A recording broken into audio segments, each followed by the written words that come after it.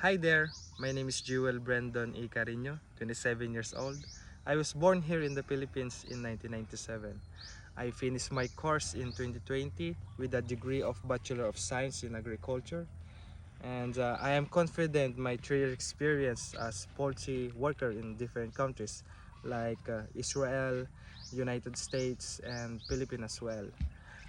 Adept in the use of farm equipment and machinery, biosecurity maintenance, animal husbandry, and safety workplace.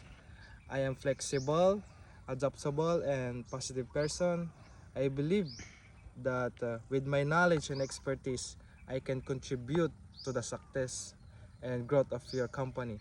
Thank you for your time and consideration. Good day.